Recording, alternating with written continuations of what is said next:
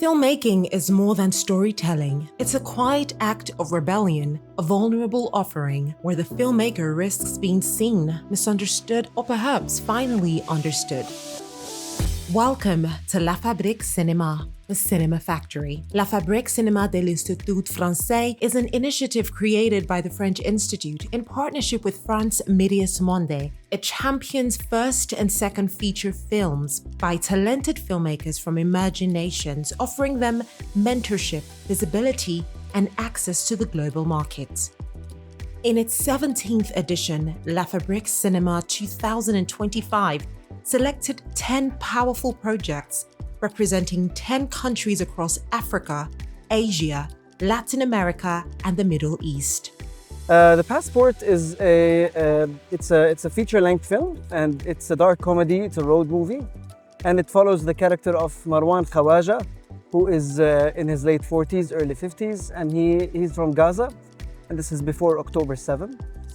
He runs a biscuit factory there in the strip, and he has a very old quarrel with his brother where he decides to reconcile.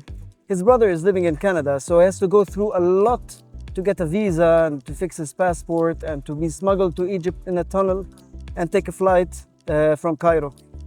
So the flight goes through Serbia and transits, and very naturally, very beautifully, the protagonist Marwan dies. And when he dies, he becomes this huge burden on the airport staff in Serbia because they don't know what to do with the body. Bureaucratically, he's not allowed to go back to Gaza. Egypt does not accept him. Israel refuses him. Palestine is not represented in Serbia. He's stuck.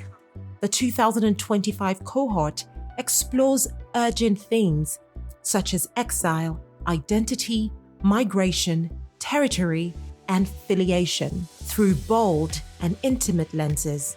Well, I think it's about the successful hand model that he lived in the present day in the Tehran, and all his entire his life is protecting his hand, and he wears the gloves for every task and avoid touching anything directly. But all this amazing work that he have, one day he lose everything because in the commercial photo shoot a pink flamingo attacks his hand and leaving a deep gash on his hand, and he start to lose all his perfect work that he make once for his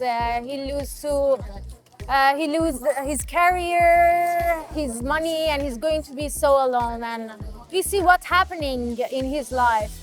The projects included from Brazil, Infantry, by Lai Santos, produced by Pedro Kroll in their first feature film. From Cambodia, To Leave, To Stay, by Danek San, produced by Daniel Mathis in their first feature film. From Cape Verde, The Flowers of the Dead, by Nuno Miranda, produced by Pedro Sole in their first feature film. From Iran, Mellow Pink by Baran Sarmad, produced by Milad Khosravi in their first feature film. From Kyrgyzstan, Jason by Aisha Soltanbekova, produced by Saltanat Imankulova in their first feature film. From Mexico, What Follows Is My Death by Laura Baumeister, produced by Cecilia Salim in their second feature film. From Peru, The Scent of Walls by Carlos Omeno Palma, produced by Marco Moscoso in their first feature film. From Senegal, Vaisseau Fantôme by Mostogo, produced by Catalina Ndiaye in their first feature film. And from Palestinian territories, The Passport by Rakan Mayasi, produced by May Odeh in their first feature film. And from Tunisia, Le Tombe de Laurence by Rim Nakhli, produced by Ramses Mahfoud in their first feature film.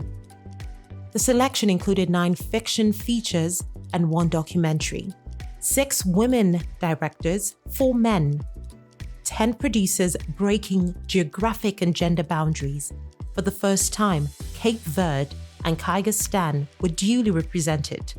Since its inception in 2009, La Fabrique Cinéma has supported over 160 projects from 67 nationalities, 30% from Africa, launching filmmakers into global careers.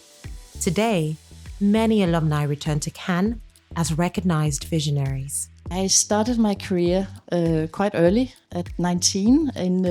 I came from Denmark to Paris at 18, and I started in film distribution, where I had the chance to work with, movies from, or seeing or working with directors from all over the world. So that was the first step.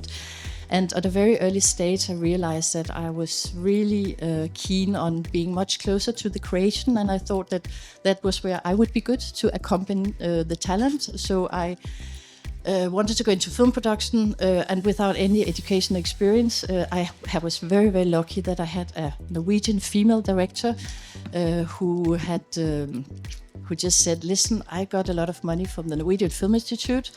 I think I will give it a French touch and you produce it for me in Paris. So that was my big luck, that I had somebody who trusted in me. And I will breathe because I'm speaking very quickly and I can't do that for now.